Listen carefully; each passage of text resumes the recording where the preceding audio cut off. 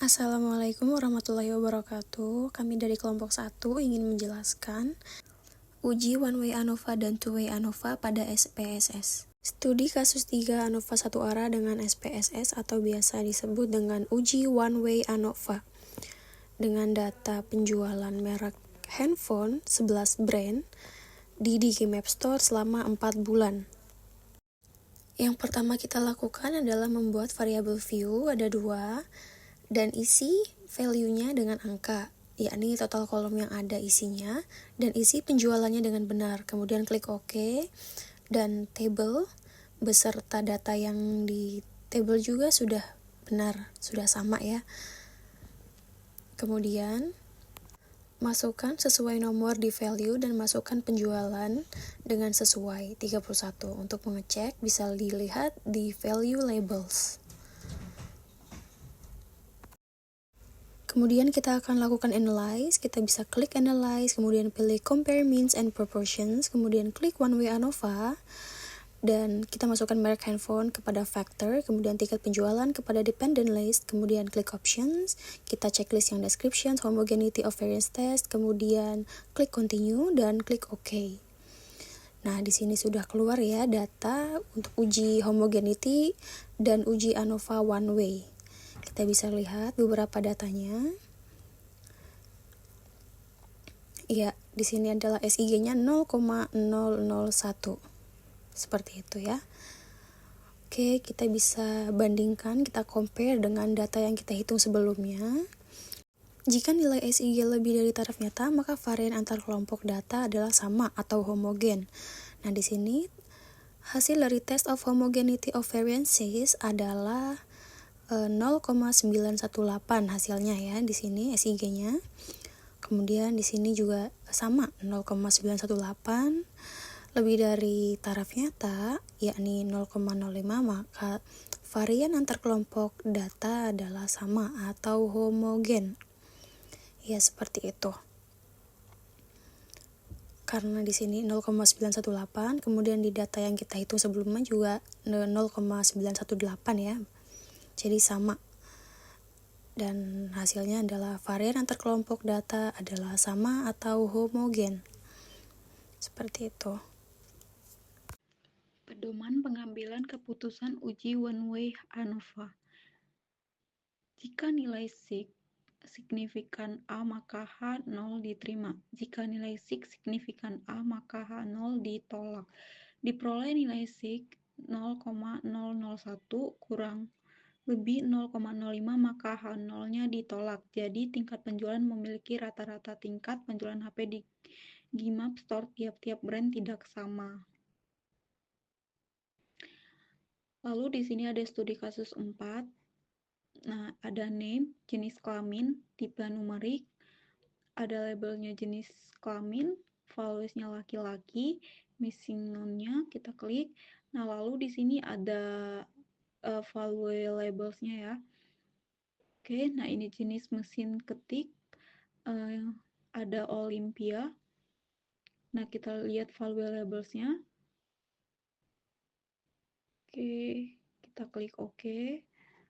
Lalu ini ada tabel jenis kelamin, jenis mesin ketik, kecepatan, klik analyze, general linear model,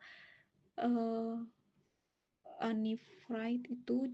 Nah, ini ada jenis kelamin, kita klik fixed, lalu klik save, dependent dan standardized, lalu klik OK.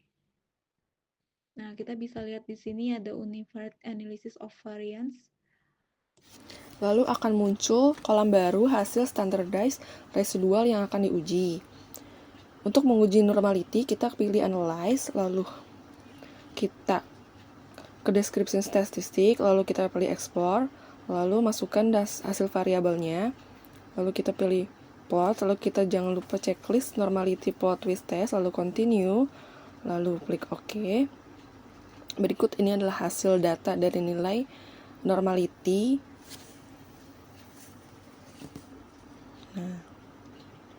Nah, di sini ada explore. Berikut ini adalah hasil dari test of normality.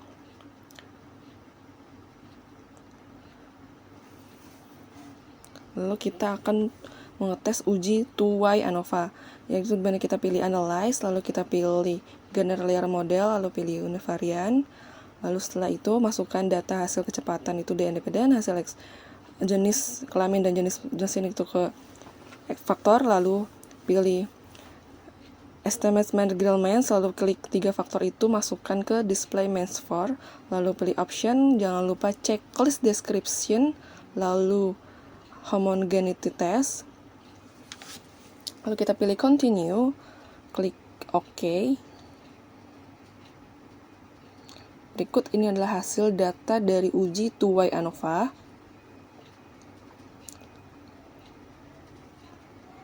Ada description-nya, ada test-nya, lalu ada estimates managerial mains-nya.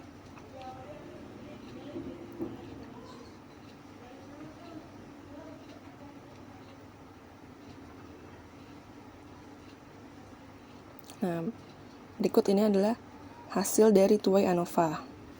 Oke, di sini ada kategori data variable vector, ada vektor jenis kelamin. Kita menggunakan laki-laki perempuan dan mesin ketiknya ada 10 jenis brand mesin ketik. Di sini kita melakukan pengujian uji 2way ANOVA.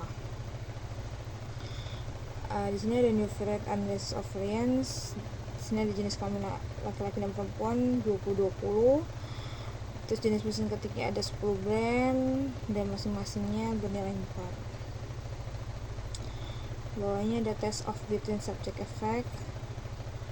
Di sini ada correct model, sum of square-nya, df-nya di 19, mean square-nya di 190,842, f-nya di 8,156, signifikannya di 001. Intercept-nya, sum of square-nya, df-nya 1, mean square-nya di 153,760, f-nya 6570 dan signifikannya 0,1. Untuk jenis kelamin di 0,405, mesin ketiknya 0,001, terus ini error, mean square-nya 23,400 dan df-nya 40, totalnya 157.854,000 untuk sum of square dan df-nya di 40.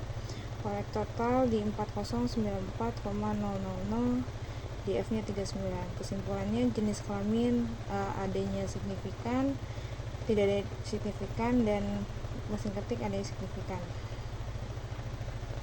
Selanjutnya masuk ke pembahasan kriteria pengujian uji normalitas. Yang pertama, jika nilai signifikansi kurang dari 0,5, maka nilai residual standar berdistribusi tidak normal. Yang kedua, jika nilai signifikansi lebih besar dari 0,5, maka nilai residual standar berdistribusi normal. Di sini bisa dilihat pada tabel test of normality, yang lebih tepatnya pada kolom Shapiro-Wilk. Pada jenis kelamin laki-laki diketahui nilai signifikansi sebesar 0,950, nilai tersebut lebih besar dari 0,05, maka bisa disimpulkan bahwa nilai residual standar berdistribusi secara normal, yang artinya asumsi normalitas data sudah terpenuhi. Selanjutnya, sama dengan pada jenis kelamin perempuan, diperoleh nilai signifikansi sebesar 0,681, yang artinya nilai tersebut lebih besar dari 0,5, maka bisa disimpulkan juga bahwa nilai residual standar itu secara normal, yang artinya asumsi normalitas data sudah terpenuhi. Sekian untuk presentasi kami pada hari ini. Apabila ada kesalahan dalam penjelasan dan pembahasan, mohon maaf atas perhatiannya. Wassalamualaikum warahmatullahi wabarakatuh.